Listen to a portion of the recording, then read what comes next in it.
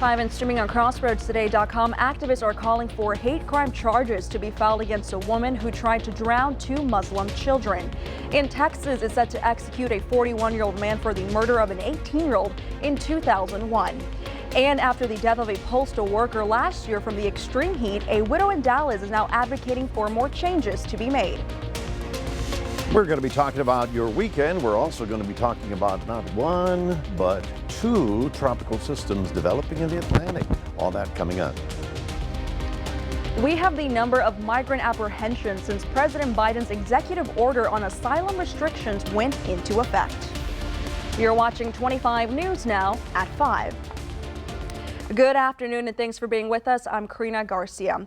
The El Campo Leader News reports a murder happened this morning on Lundy Street. The suspects ran away from the area, and we're going to develop the story as more information becomes available. Now, Texas is scheduled to execute Romero Gonzalez by lethal injection today for a 2001 murder. The 41-year-old was convicted and sentenced to death in 2006 for the sexual assault and killing of 18-year-old Bridget Townsend. Gonzalez's attorneys have appealed to the U.S. Supreme Court. They argue in part he should be ineligible for the death penalty under the Texas state law because he is no longer dangerous. His execution would be the first of 2 scheduled this week in the U.S. So here is your viewer poll this afternoon. You can scan that QR code right there on your screen to vote. The question is, should those no longer deemed dangerous be spared the death penalty? Yes or no? We want to hear from you. Come to crossroadstoday.com/vote to take part. And we're going to have an update on 25 News Now at 6. Activists are calling for a woman to be charged with a hate crime after she attempted to drown 2 Muslim children. It happened at an apartment complex pool in Ulysses, Texas last month. Investigators say a Muslim woman wearing a headscarf was with her 2 children at a pool when 42-year-old Elizabeth Wolf entered the area. She asked the mother about her origins, then tried to force the children's head underwater. Bystanders who were interviewed and the children survived, and now Wolf is charged with attempted capital murder and injury to a child. Activists are calling for hate crime charges, but it will be up to the DA's office if those charges will be filed. The Bay City Sheriff's Department is investigating a suspicious fire that occurred on Janice Street Sunday. Authorities say the house was vacant for around 10 years, and they labeled the fire as suspicious due to the undetermined cause. One firefighter sustained a minor arm injury while putting out that fire. The house was completely destroyed and is estimated to be a $70,000 loss. Allied Universal Security Services laid off 173 people June 3rd. The layoffs took place in Matagorda County. And with that, let's take a look at your forecast with our chief meteorologist, Mac Bettis. Mac, we had some drizzling today. I know you're telling us we could expect more weather this week. Is that, or more rain this week? Is that correct? Just a few little of those isolated showers. I mean, I got one that lasted like 10 minutes and then it was over. It looked good. I mean, it's the only way we're going to cool down is if you catch a little shower like that, because the heat is building in the Central Plains, and that is including our area. So we're looking for fewer showers, but that means it's going to feel warmer as we get on into the weekend. And of course, we'll have all the latest on the tropics coming up in just a few minutes. Karina, back to you. Mac, thank you. The widow of a Dallas postal worker who died of a heat-related illness says the U.S. Postal Service is not doing enough to keep workers safe. Eugene Gates Jr. collapsed last year while delivering mail, and now Carla Gates is advocating for change so another postal worker does not have to die on the job. It's been a full year of firsts for Carla Gates without her husband Eugene by her side.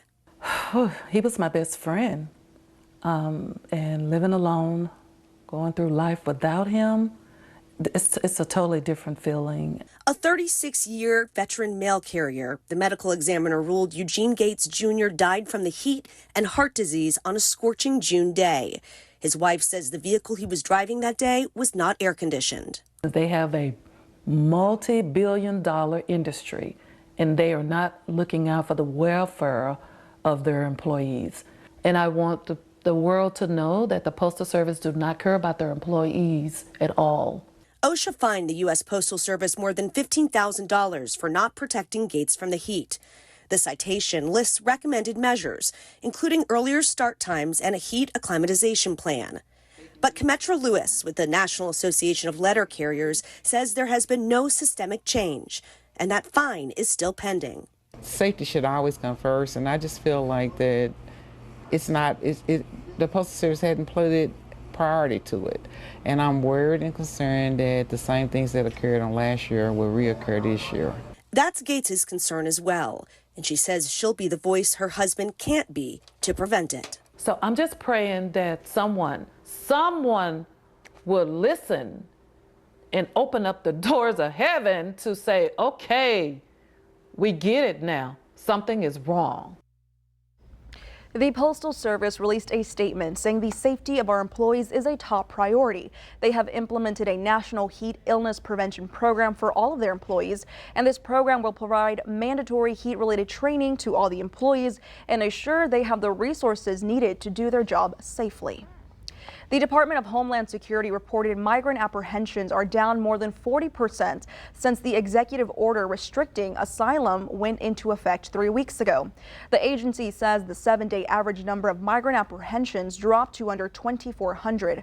On Monday, border authorities apprehended 1,600 migrants. Senior administration leaders say President Biden's executive order will remain in effect until the daily average is less than 1,500 encounters between the ports of entry.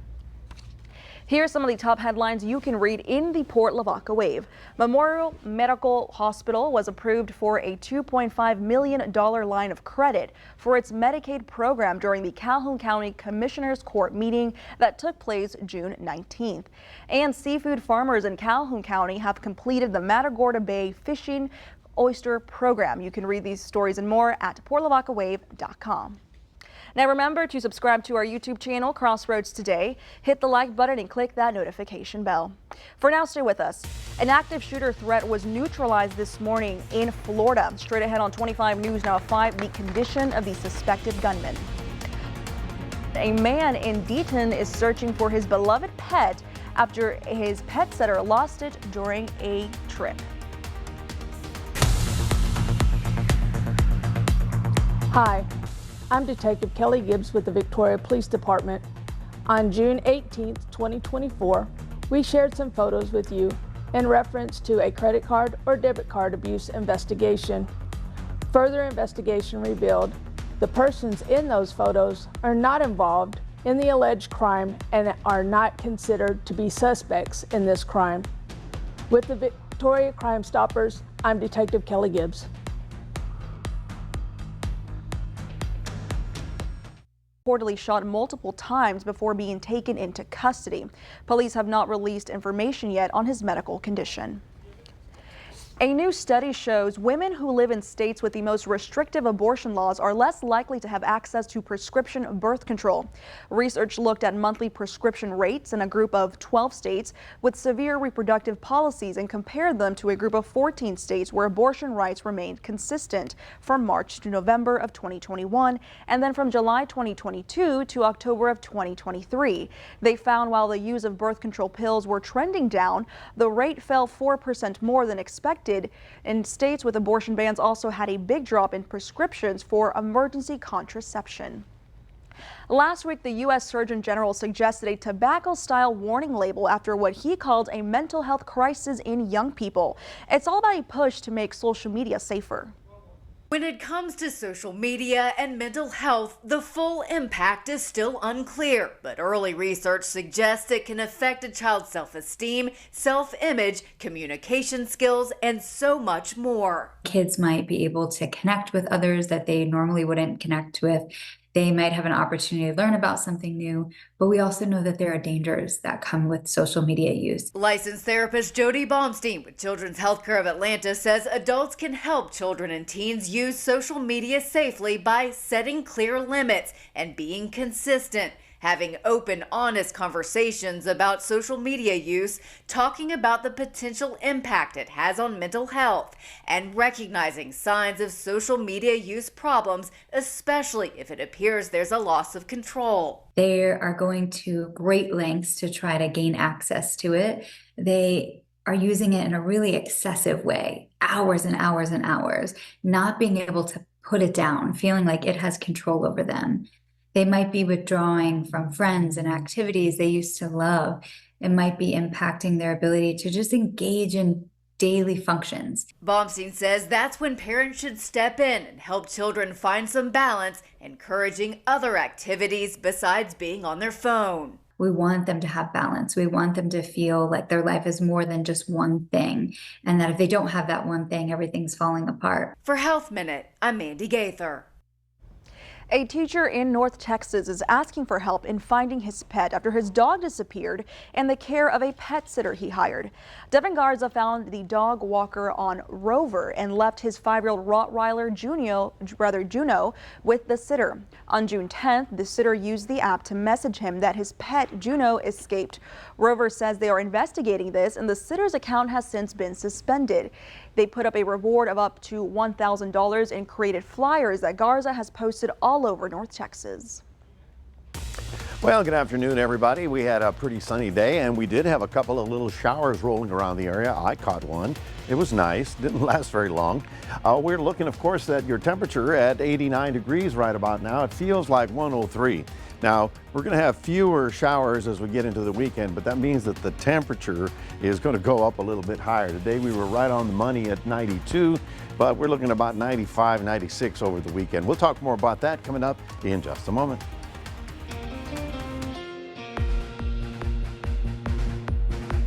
Our military hero of the month is Corporal Oscar Pulido. Growing up here in Victoria, he says he never had any plans for going into the service. It wasn't part of the plan at the moment. I was actually going to go to the fire academy in A&M, send in my deposit, do the whole 9 yards. It was right around Desert Storm. I'm going to say it was Super Bowl probably 25, 91-ish. Whitney Houston sang the national anthem. I had a few of my buddies that had already gone to service right after graduation, graduated in 90. Like I said, I had no intentions of serving. War started, Desert Storm started. Whitney used to sing the national anthem. The next day I was at the recruiting office. Although Oscar was not picked to go overseas, there were plenty of missions to accomplish. We kind of set up Guantanamo Bay with the Haitian migrants that were coming over.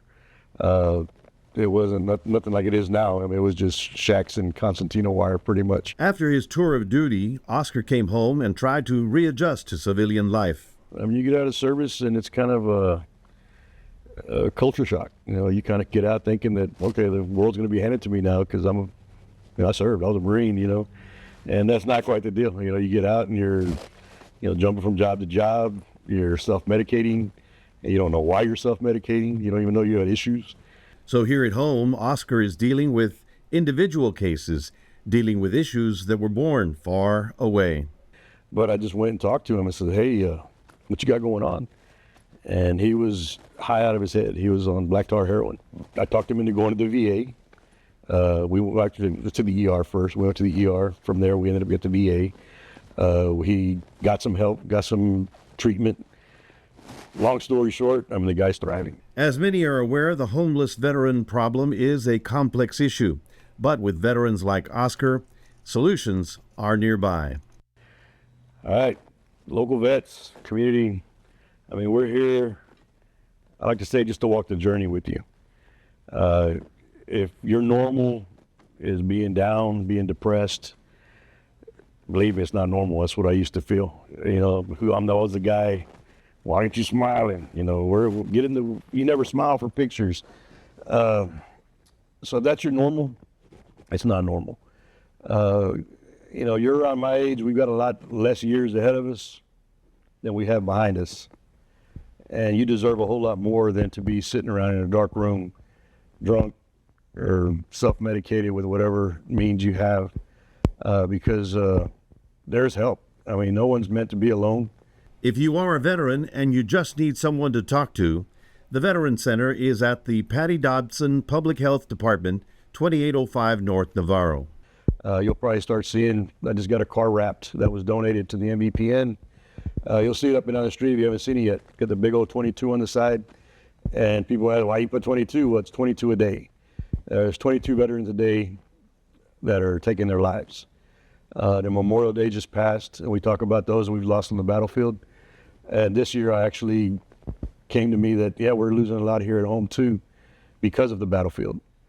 So if you're one of those guys and you're thinking about suicide, you're thinking about just checking out, just wanting to be alone, if you're isolating, I mean, reach out. I mean, we're here to help. If you know a veteran with a story to tell, go to crossroadstoday.com/military hero and tell us about it. I'm Octavio Perez, 25 News Now.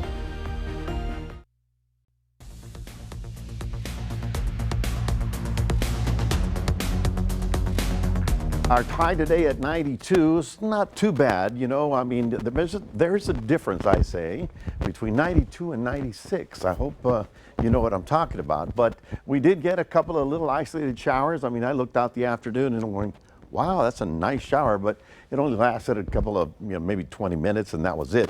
We take a look around the state, and last night they had a derecho. Now, in Spanish, it would be a derecho, and that would mean straight. But what they're calling it now is this bow echo, basically what I used to call a squall line that came through East Texas and produced all kinds of severe weather problems, kind of like we were a couple of weeks ago. You can see it moving down. Right now, it's falling apart over Houston, and they're actually getting some stormy weather in the Houston area. I don't expect any of it here. However, if you're having to go to Houston, you're going to deal with it. The big bubble of high pressure has moved around a little bit. It's now over the Central Plains. That means it's on top of us, and that's going to make a big difference as to where the tropical activity goes. And then it's kind of a battle between the two. So as of today, we have two separate systems. We have 94 right about here already in the Caribbean, and 95, which is getting going out here in the Atlantic. This one has a much higher possibility of becoming a tropical storm. And then, of course, which way would it go? Well, if you look at this map that I use here, where you see the pink area, that's the areas most conducive for storm development and sustainment.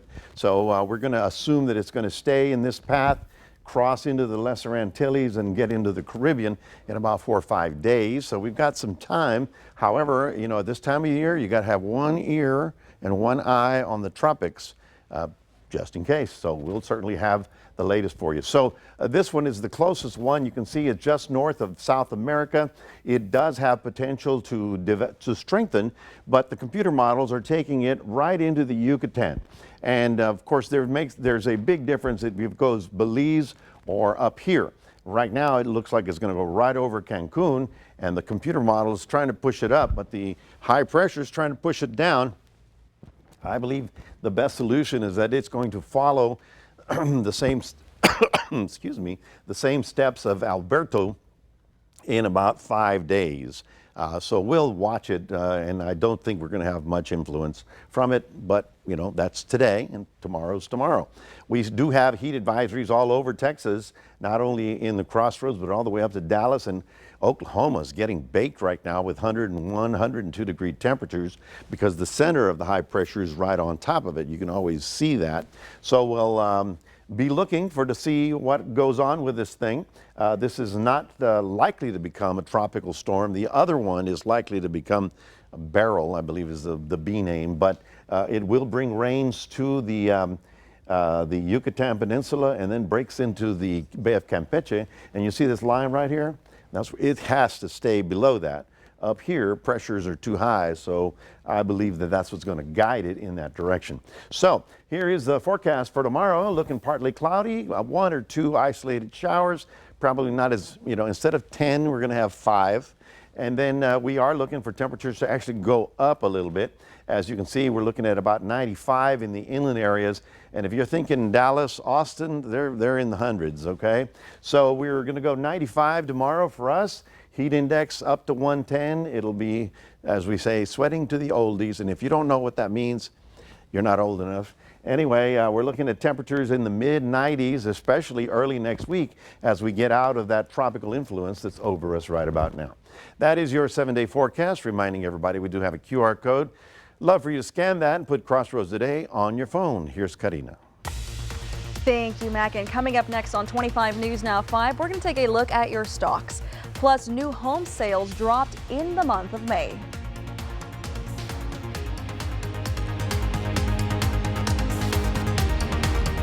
Cents per barrel. Sales of newly built homes declined last month as mortgage rates remained high.